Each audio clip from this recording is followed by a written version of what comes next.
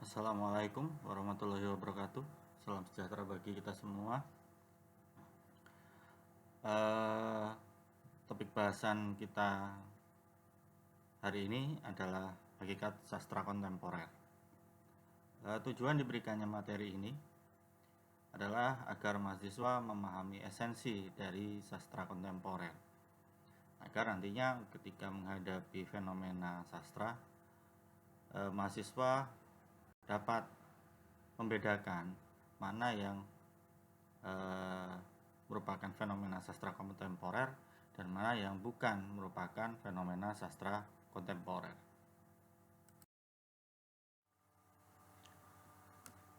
Topik bahasan kita mengenai hakikat sastra kontemporer hari ini, ada baiknya kita mulai dengan mengelaborasi secara mendalam makna yang berada di balik istilah atau konsep sastra kontemporer. Apakah sastra kontemporer itu? Untuk menjawab pertanyaan ini ada baiknya kita kembali menyelidiki atau mengkaji secara mendalam mengenai dua kata yang menyusun istilah sastra kontemporer. Kita mulai dari pengertian sastra dulu. Apakah sastra itu?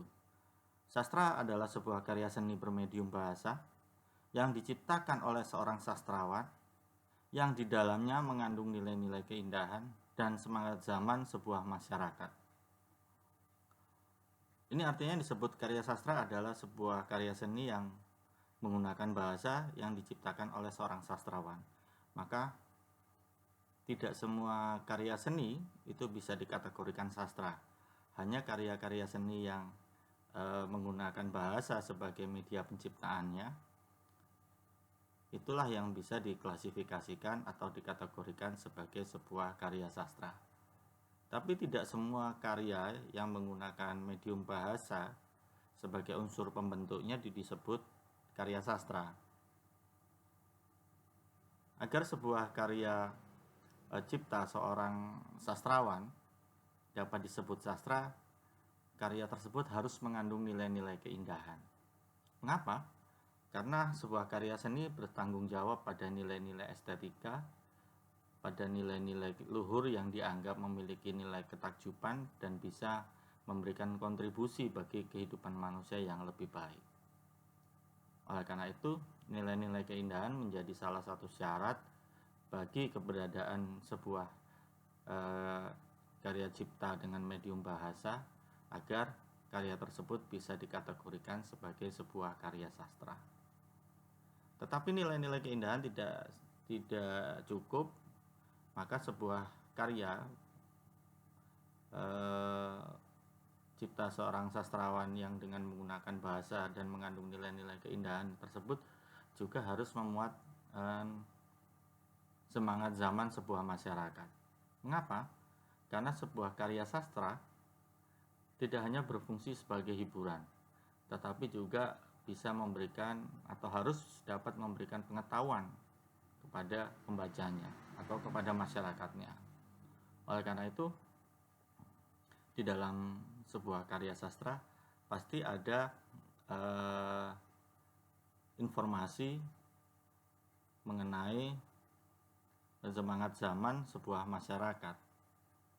Nah, semangat zaman ini juga menjadi penanda otentik sebuah karya sastra yang membedakan antara karya sastra sebuah zaman yang satu dengan yang lainnya. Juga membedakan antara sebuah karya sastra yang muncul pada sebuah masyarakat tertentu dengan sebuah masyarakat tertentu yang lainnya. Oleh karena itu, yang namanya karya sastra selalu mengandung nilai-nilai keindahan, mengandung semangat zaman, dan dibangun dengan unsur-unsur bahasa. Untuk mendapatkan pemahaman yang lebih mendalam mengenai sastra kontemporer, kita juga harus, seperti yang pernah saya sampaikan sebelumnya, bahwa kita juga harus mengelaborasi pengertian kontemporer. Apa yang disebut kontemporer itu? Kontemporer adalah sebuah kata yang berfungsi sebagai penanda waktu kekinian yang memiliki arti merujuk pada situasi masa kini. Artinya kata kontemporer ini merupakan kata keterangan waktu, dan kata ini biasanya dilawankan dengan kata ketinggalan zaman atau lama atau klasik. Maka keberadaan kata kontemporer ini selalu berfungsi sebagai kata yang menerangkan konteks waktu pada masa kini. Nah, apabila kita gabungkan pengertian sastra dan kontemporer, maka kita akan mendapatkan sebuah definisi. Sastra kontemporer adalah sebuah karya seni bermedium bahasa yang diciptakan oleh seorang sastrawan yang di dalamnya mengandung nilai-nilai keindahan dan memuat nilai-nilai dan pandangan-pandangan yang terkait dengan waktu kekinian. Artinya, sebuah karya sastra apabila ingin dikategorikan sebagai sastra kontemporer, dia harus mampu menyajikan tidak hanya keindahan, tetapi juga nilai-nilai dan pandangan-pandangan yang terkait dengan konteks waktu kekinian. Maka upaya untuk memahami sastra kontemporer harus dilekatkan dengan konteks waktu. Apabila konteks waktu itu bisa dikatakan sudah lampau, maka sebuah karya sastra tersebut tidak bisa dikatakan sebuah karya sastra kontemporer. Oleh karena itu, ada kecenderungan bahwa yang namanya karya sastra kontemporer adalah sebuah karya yang bersifat atau bernilai avant-garde atau sastra-sastra pembaharu yang mengakomodasi permasalahan, kecenderungan, tren yang muncul pada saat karya sastra tersebut diciptakan, atau yang bisa disebut yang pada saat yang paling kini atau yang paling mutakhir. Inilah yang disebut sastra kontemporer.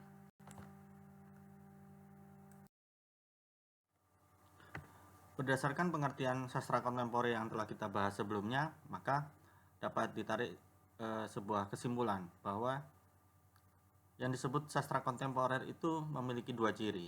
Yang pertama adalah mengandung nilai-nilai kekinian. Artinya, sastra kontemporer adalah sebuah kategori karya sastra yang di dalamnya mengandung nilai-nilai kekinian. Maka, karya sastra kontemporer adalah karya sastra yang merefleksikan berbagai hal yang muncul pada konteks waktu kekinian. Oleh karena itu, tidak semua karya sastra bisa dikategorikan sebagai sebuah karya sastra kontemporer. Hanya karya-karya sastra yang memiliki nilai-nilai kekinian saja yang bisa dikategorikan sebuah karya sastra kontemporer. Adapun ciri yang kedua adalah memiliki sifat penolakan atas sastra lama. Artinya, sastra kontemporer biasanya hadir dengan bentuk-bentuk karya sastra baru. Lahirnya bentuk-bentuk karya sastra baru ini sebenarnya merupakan sebuah semangat atas keinginan untuk melakukan refleksi terhadap masa kini. Karena setiap zaman pasti akan memiliki semangatnya masing-masing, memiliki permasalahannya masing-masing, memiliki kecenderungannya masing-masing. Oleh karena itu, biasanya karya sastra kontemporer itu akan menghadirkan bentuk-bentuk baru yang mungkin di era-era sebelumnya atau di zaman-zaman sebelumnya karya sastra itu tidak ada, atau dia merupakan modifikasi terbaru atau termutakhir dari genre sastra yang sudah ada. Contohnya di dalam kasus ini kita bisa melihat kasus drama Shakespeare. Di abad 17, drama-drama Shakespeare ini dikategorikan sebagai drama kontemporer. Mengapa?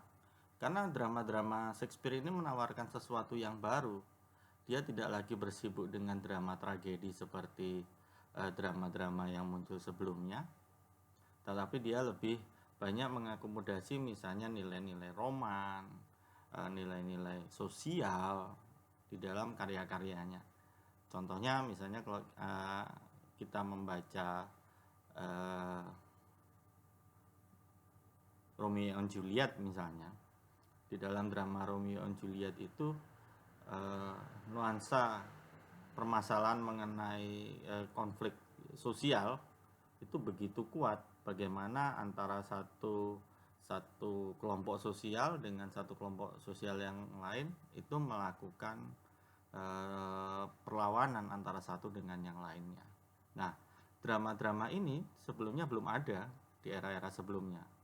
Nah, namun di abad 18 drama-drama Shakespeare ini menjadi sesuatu yang kuno. Mengapa? Karena di abad 18 permasalahan mengenai aspek persoalan antara bangsawan misalnya dengan yang non bangsawan bukan lagi persoalan yang penting. Akan tetapi pada abad 18 muncul persoalan-persoalan yang berbeda. Oleh karena itu karya Shakespeare pada abad 18 tidak lagi masuk sebagai sebuah karya sastra yang berada dalam kategori karya sastra kontemporer. Maka dari fenomena ini kita bisa, atau dari penjelasan ini kita bisa menarik sebuah pemahaman bahwa sebuah karya sastra bisa masuk ke dalam kategori sastra kontemporer pada satu waktu. Namun bisa jadi pada waktu berikutnya dia tidak lagi dianggap sebagai sastra kontemporer karena sudah tidak lagi mengandung nilai-nilai kekinian.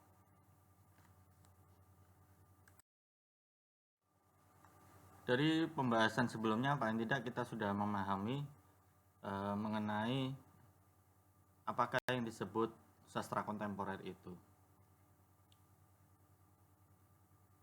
Tetapi sampai di sini kita akan memunculkan satu pertanyaan lagi, yaitu kira-kira apakah yang diperlukan oleh seorang peneliti sastra kontemporer itu? Artinya bagaimana caranya menjadi seorang peneliti sastra kontemporer?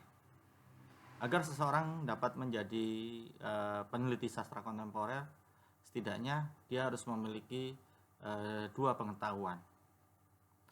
Yang pertama adalah pengetahuan mengenai sejarah sastra, dan yang kedua adalah pengetahuan mengenai hal-hal yang bersifat kekinian. Mari kita bahas yang pertama dulu, yaitu pengetahuan mengenai sejarah sastra. Seorang peneliti sastra yang ingin mengkaji sastra kontemporer harus memiliki pengetahuan mengenai sejarah sastra. Pengetahuan sejarah sastra ini nantinya berguna bagi seorang peneliti sastra untuk mengetahui kira-kira perbedaan apa saja yang muncul atau kekhasan apa saja atau karakteristik yang apa saja atau yang bagaimana saja yang telah muncul di dalam sejarah sastra. Nah, ini berguna nantinya untuk melihat bagaimana perbedaan antara sastra yang kini dengan sastra yang muncul sebelumnya. Tanpa memiliki pengetahuan mengenai sejarah sastra, maka seorang peneliti akan niscaya kebingungan ketika berhadapan dengan fenomena sastra. Dia tidak akan mengetahui apakah karya sastra yang dihadapinya itu sebuah karya sastra baru ataukah sebuah karya sastra yang mengakomodasi nilai-nilai lama. Maka pengetahuan mengenai sejarah sastra ini menjadi sebuah hal yang penting bagi seorang peneliti sastra kontemporer. Pengetahuan kedua yang harus dimiliki oleh seorang peneliti sastra kontemporer adalah kepekaan terhadap hal-hal kekinian atau pengetahuan mengenai hal-hal kekinian. Kepekaan terhadap hal-hal kekinian itu dapat membantu seorang sastrawan untuk mengidentifikasi permasalahan-permasalahan, isu-isu atau pandangan-pandangan apa yang muncul pada waktu masa kini. Ini juga relevan untuk membedakan apakah isu-isu yang diangkat dalam sebuah karya sastra itu isu-isu lama ataukah isu-isu yang berkaitan dengan kemutakhiran atau isu-isu yang terbaru. Maka seorang peneliti sastra harus memiliki kepekaan terhadap hal-hal kekinian, karena sastra kontemporer adalah sebuah karya sastra yang mengakomodasi nilai-nilai kekinian. Inilah yang diperlukan oleh seorang peneliti sastra kontemporer.